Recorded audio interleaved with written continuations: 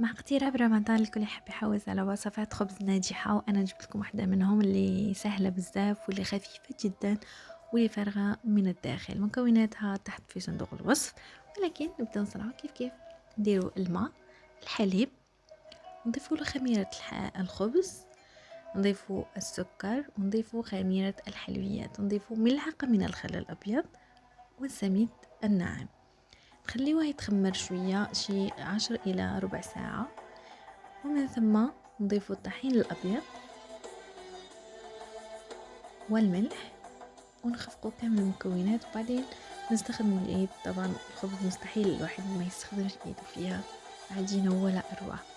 نضيف لها بعض من العطريات إذا حبيتوا، مثل ما أنا أضفت الحبة السوداء، أضفت اليانسون، خلطهم مع بعض جيدا. والله طعمته تشل. نعجنوهم مدة 10 دقائق على طاولة العمل، ومن بعدها نديروها في إناء نكون دهناه بالزيت، وندهن العجينة بالسطح الزيت ونخليوها تختمر قليلا. بعد ما اختمرت الخميرة قليلا أنا تركتها نصف ساعة. نرش الطحين على طاولة العمل، ومن بعدها نفرد العجينة إلى دائرية ونقسمها إلى 8 قطع. معناتها راح يكون عندنا 8 خبيزات صغار، وكتير ينفعوا كي للسندويشات الأطفال ولا للرحلات ولا حتى عند الإفطار. الكل يعرف إنه ما ناكلوش بزاف خبز في رمضان. بعد ما نكملوا تقطيعهم شكلهم إلى دوائر، ومن ثم قوموا بتمريرهم في القليل من السميد الناعم مثل ما هو موضح في الفيديو. كثير طيبة هذه الوصفة، وكثير كثير خفيفة عن المعدة، خصوصي انه تتاكل سخنة.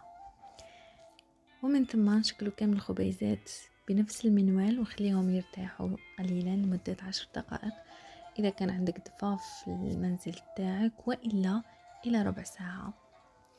من بعد هذا نقوم بخبز العجينات والى الدوائر الصغار، ونشكلهم خبيزات يكونوا صغار، يعني مش كبير كثير، وما تنعموش ولا ترققوا العجينة جدا عند فردها، انه لازم تكون نصف سنتيمتر.